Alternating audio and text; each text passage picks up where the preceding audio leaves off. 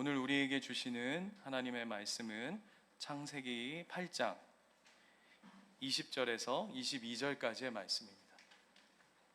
창세기 8장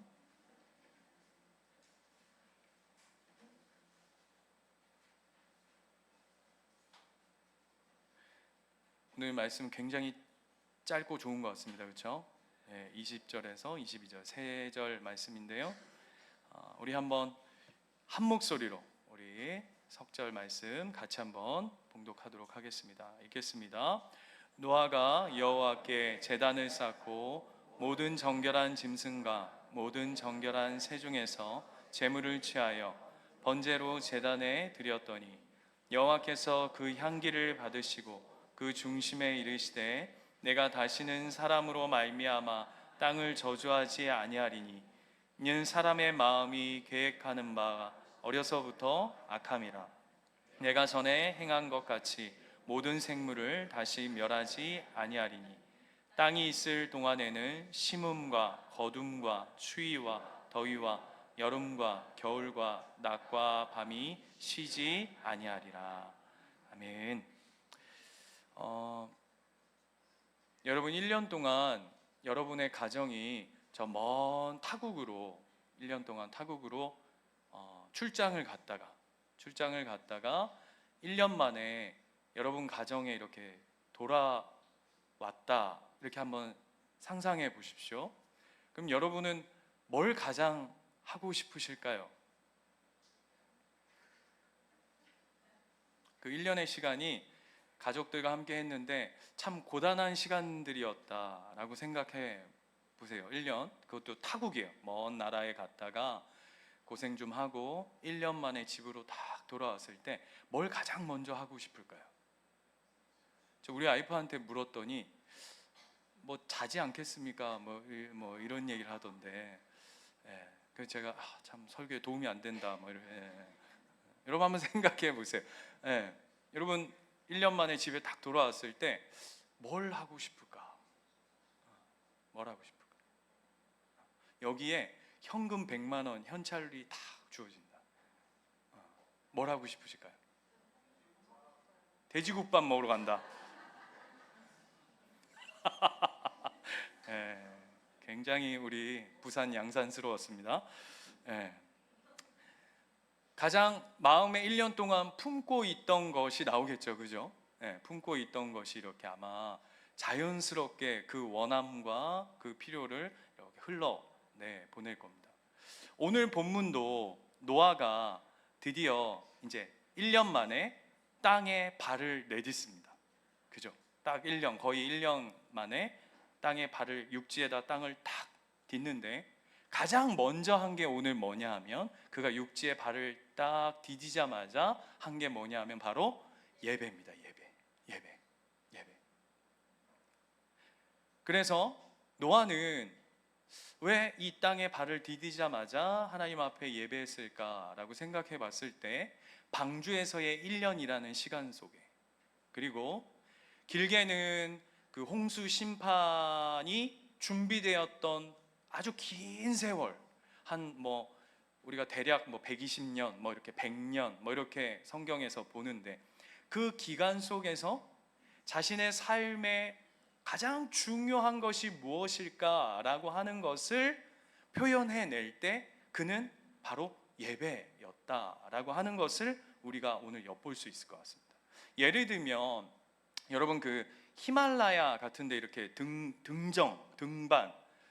등반이라고 하지 않죠? 히말라야 같은 데는. 그래서 무슨 8,000고지 이렇게 등정 이렇게 하는데, 그 영화 같은 데 보면, 영화에도 나오지만 막 히말라야 그런 영화 같은 데 막 이렇게 보면 막 꼭대기쯤 올라가면 막 눈보라가 막 치고, 눈보라 정도 수준이 아니라 막 그냥 앞을 걸을 수 없을 정도로 그 강추위와, 그래서 막 사람 죽고 막 살이 썩어 들어가고 막 이러는데, 결국 그래서 그 꼭대기, 그 정상 꼭대기에 딱 서면 그 산을 정복했다는 의미로 뭘 하죠?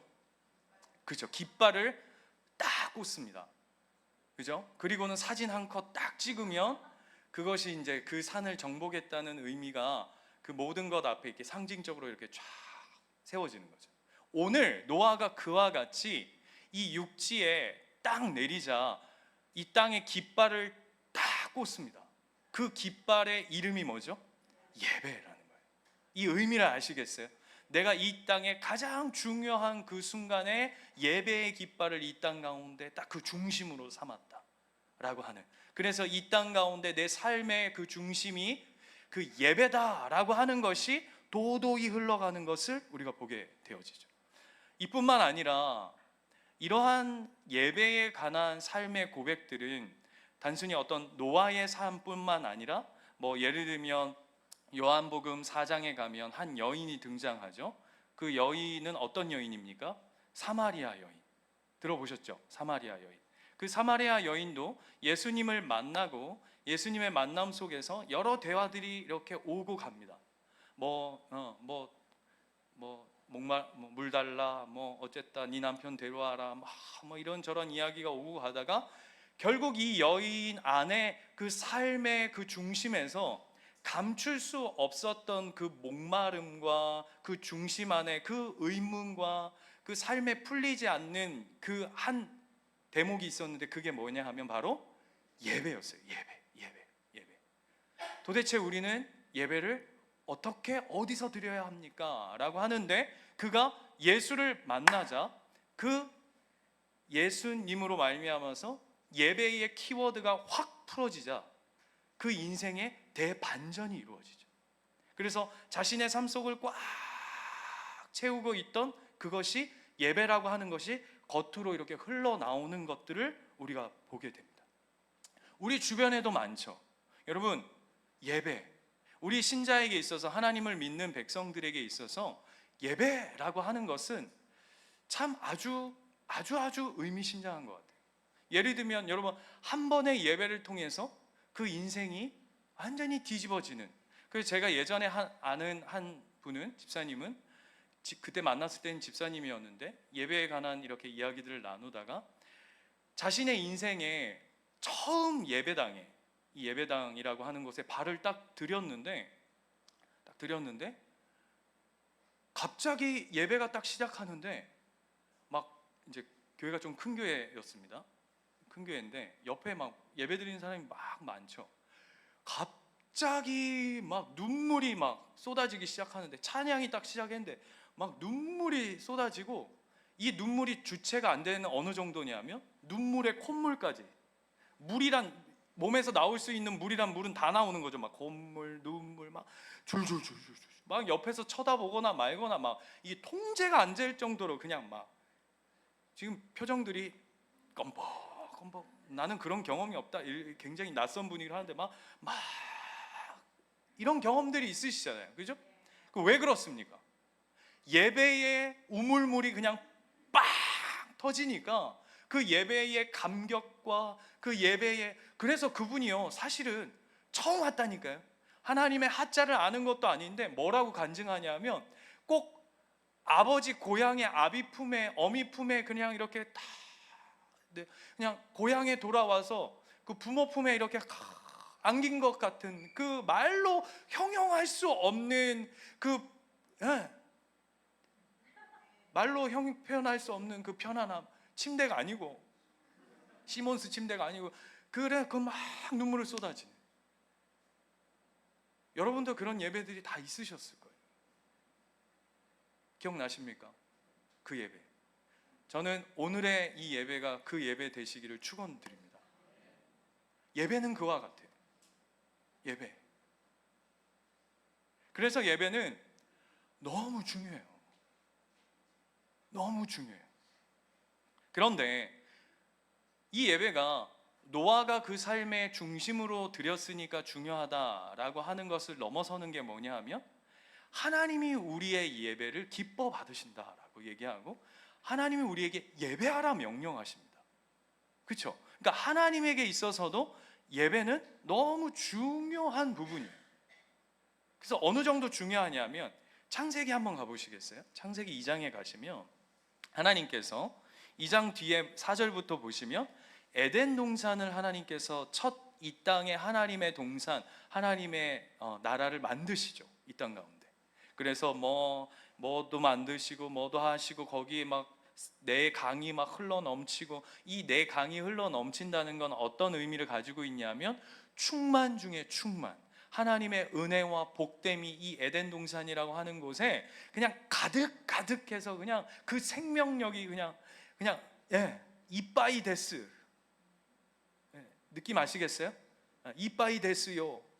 그래가지고 막 철철 흘러 넘치는 그 모습을 표현해내는데, 그런데 그 시작이 뭐냐 하면, 그 하나님 나라 하나님의 동산의 그 시작이 뭐냐면 바로 2장 1절에서 3절까지의 바로 안식일입니다.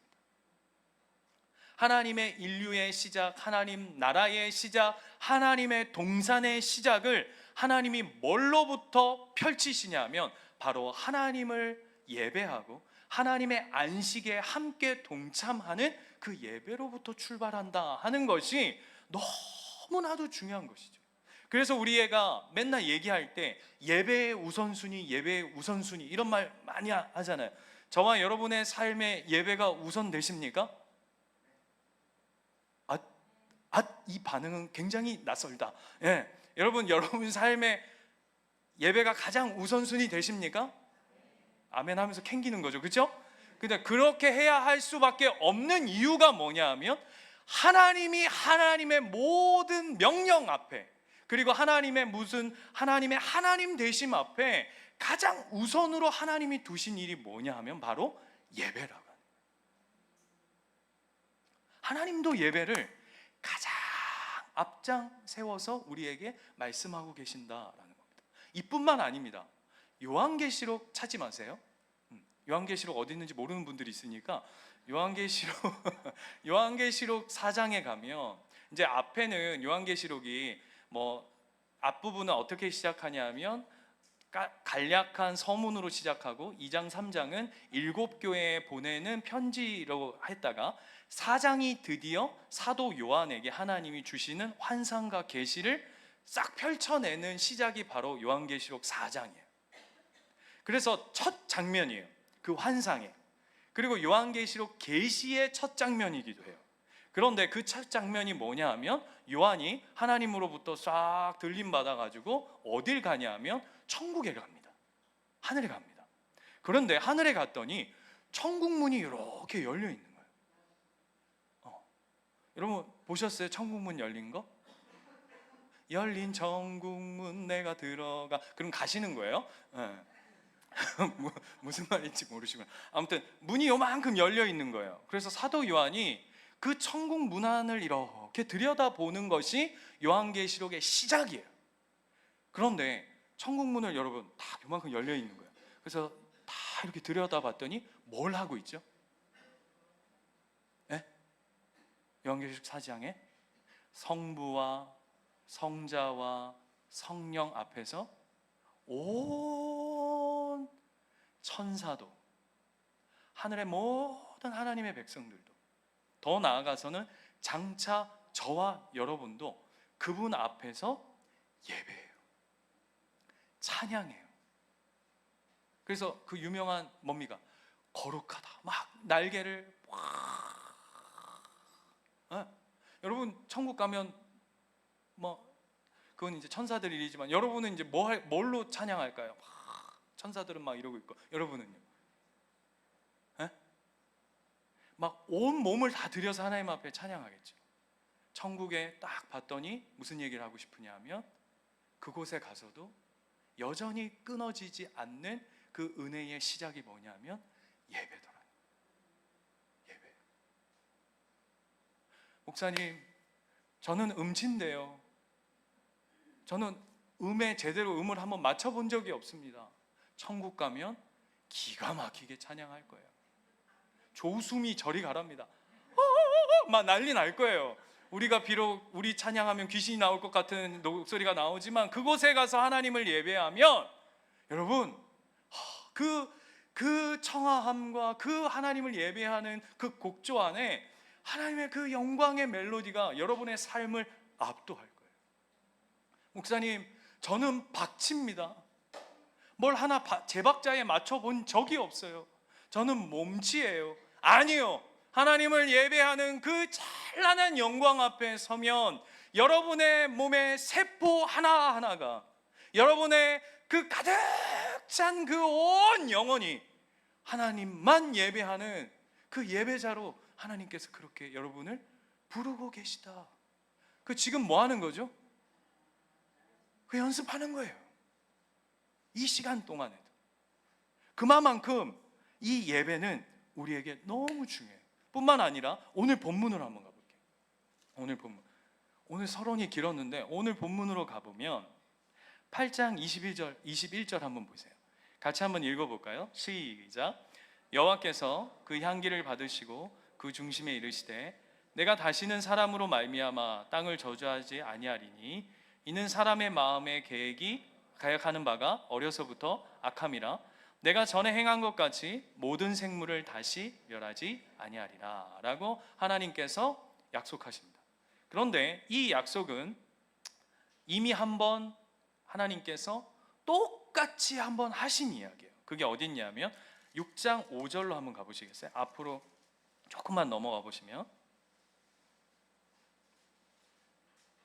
똑같아요. 8장 21절의 중반절 이후의 내용과 오늘 6장 5절의 6장 5절의 내용과 완전 똑같습니다. 그래서 6장 5절 보시면 이렇게 돼 있죠. 여호와께서 사람의 죄악이 세상에 가득함과 그의 마음으로 생각하는 모든 계획이 항상 악할 뿐임을 보시고 해요.